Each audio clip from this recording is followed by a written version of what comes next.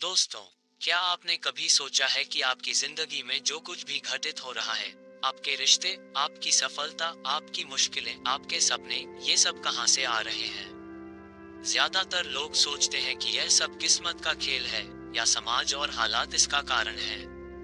लेकिन सच्चाई कुछ और है। आपकी जिंदगी की असली पटकथा आपके मन में लिखी जाती है।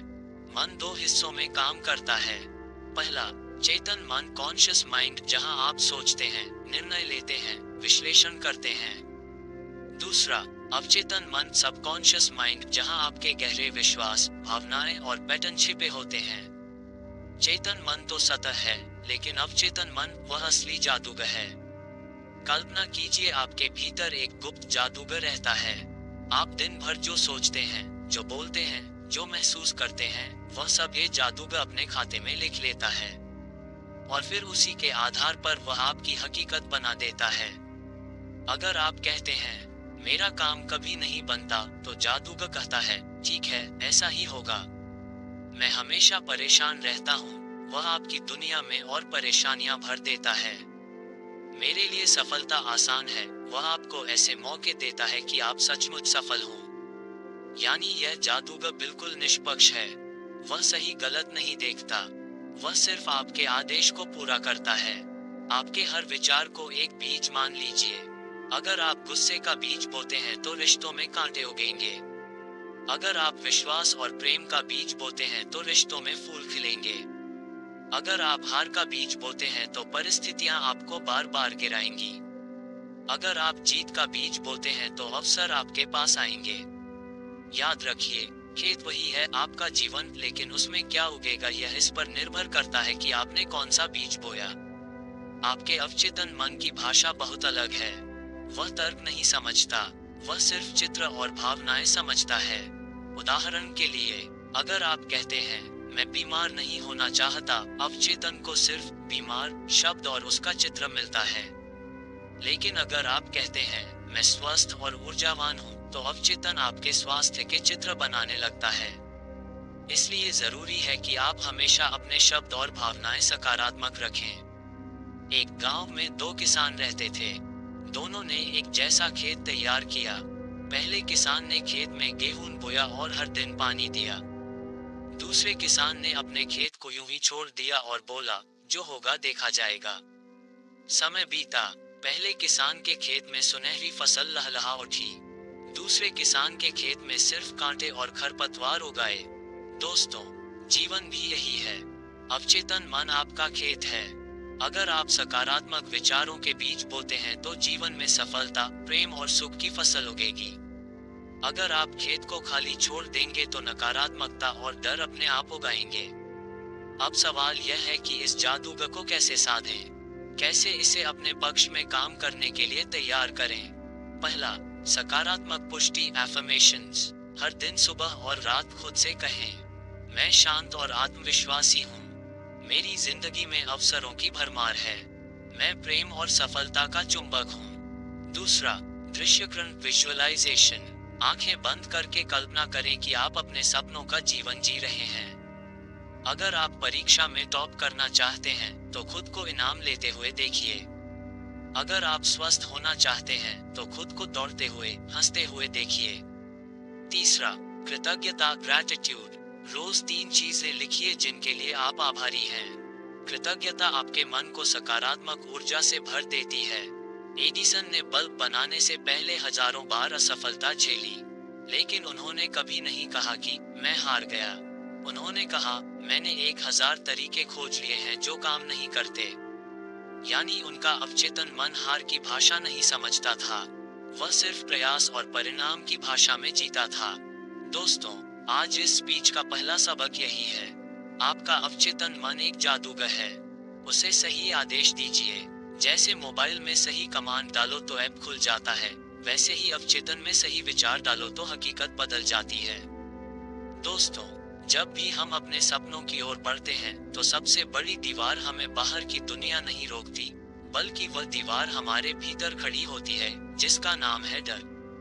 डर हमें कहता है, क्या होगा अगर मैं असफल हो गया? लोग क्या कहेंगे? मैं इतना काबिल नहीं हूँ।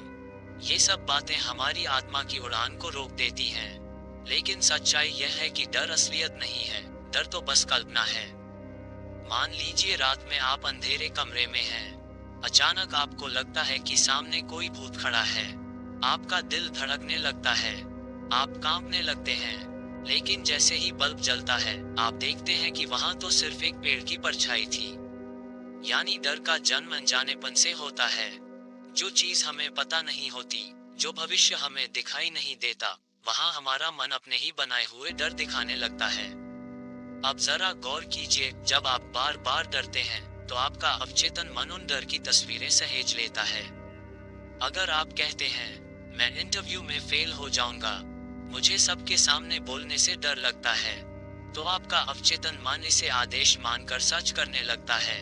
याद रखिए, अवचेतन मन वही रचता है जो आप उसे बार बार दिखाते और बताते हैं।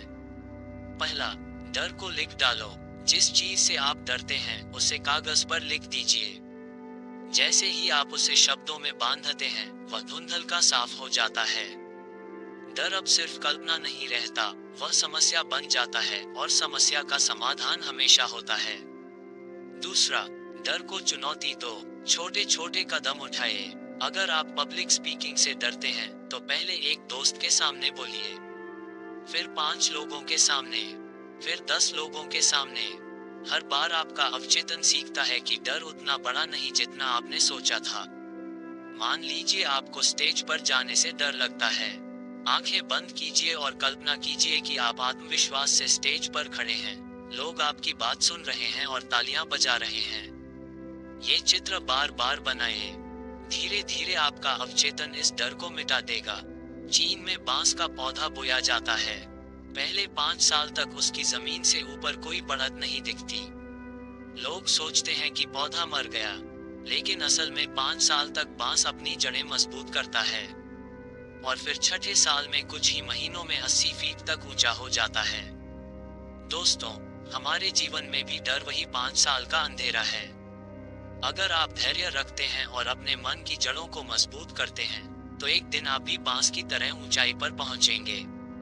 नेल्सन मंडेला 27 साल जेल में रहे। हर पल डर था कि वे कभी आजाद नहीं होंगे, लेकिन उन्होंने अपने डर को शक्ति बना लिया और पूरे अफ्रीका को आजादी दिलाई। महात्मा गांधी, एक साधारण वकील जो अदालत में घबराते थे, वही व्यक्ति आगे चलकर लाखों लोगों का नेतृत्व करते हैं। क्या फर्क पड़ा? उन्होंने अपने डर को स्वीकारा और फिर उसे चुनौती दी। दोस्तों, आज का दूसरा सबक यही है, डर सिर्फ एक भ्रम है। उसे जितना आप सच मानते हैं, उतना वह आपको बांधता है। लेकिन जैसे ही आप उसका सामना करते हैं, डर पिघल जाता है। दोस्तों, हम सबके जीवन में एक चीज है जो सपनों और हकीकत के बीच पुल का काम करती है, वह है आत्मविश्वास। आपके पास कितना भी ज्ञान हो, कितनी भी योजनाएं हो, कितनी भी प्रतिभा हो, अगर आत्मविश्वास नहीं है तो सब अधूरा रह जाएगा। और अगर आत्मविश्वास है तो आप बिना संसाधनों के भी चमत्कार कर सकते हैं। आत्मविश्वास का मतलब यह नहीं कि आपको हर चीज आती है।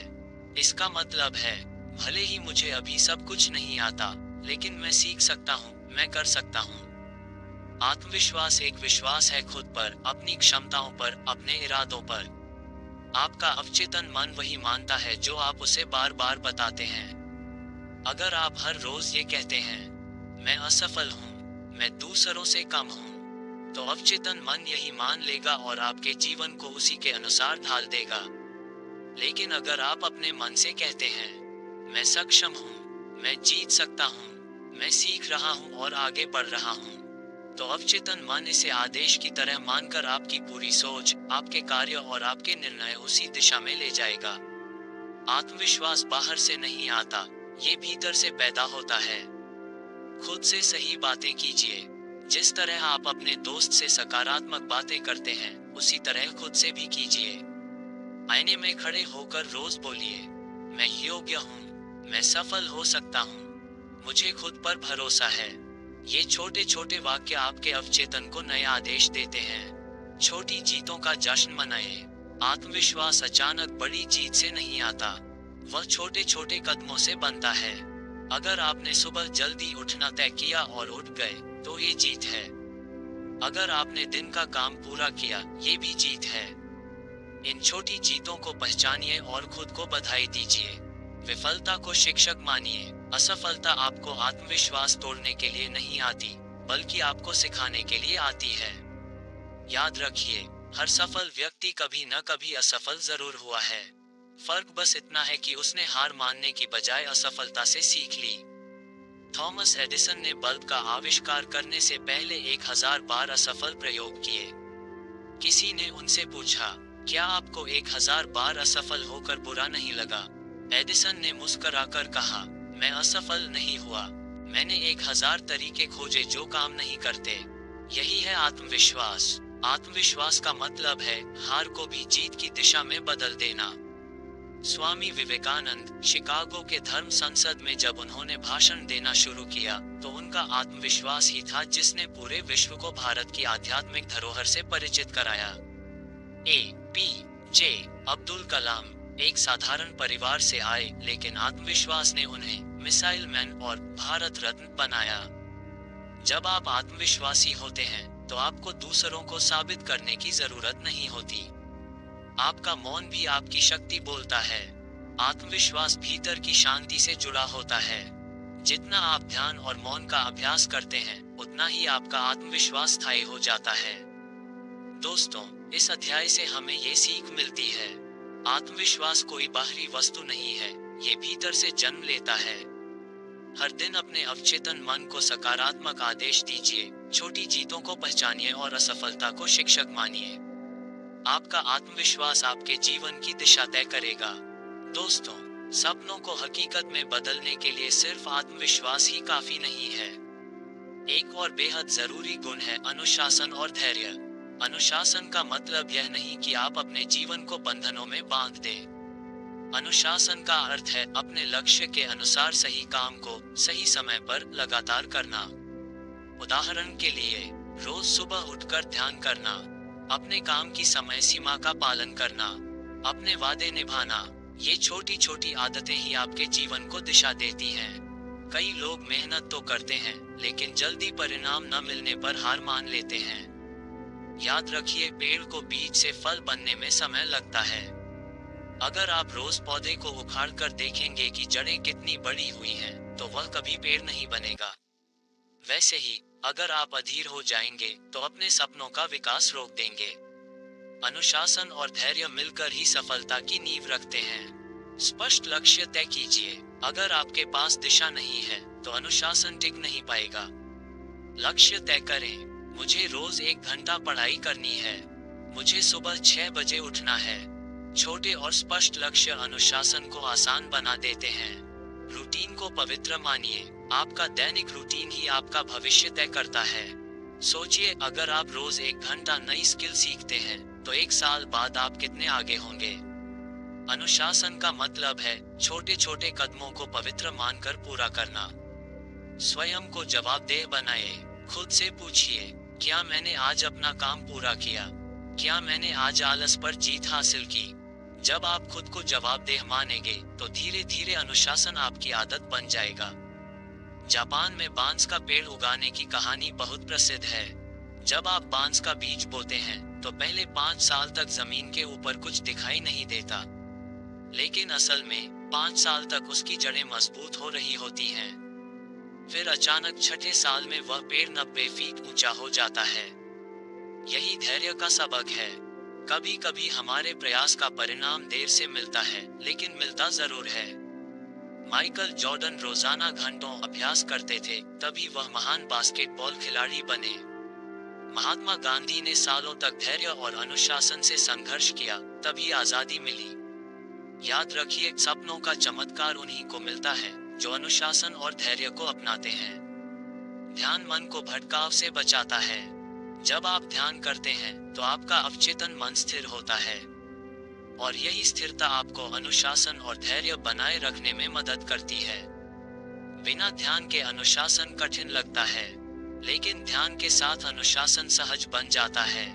इस अध्याय से हमें ये सीख मिलती है, अनुशासन और धैर्य किसी भी बड़े लक्ष्य को पाने की अनिवार्य शर्त हैं। छोटे कदमों को निरंतर दोहराइए, अधीर मत बनिए और समय को अपना साथी मानिए। आपका सपना धीरे धीरे सच होगा। अगर इस कहानी ने आपके मन को थोड़ा भी शांत किया, अगर आपको लगा कि आपके विचार कुछ देर के लिए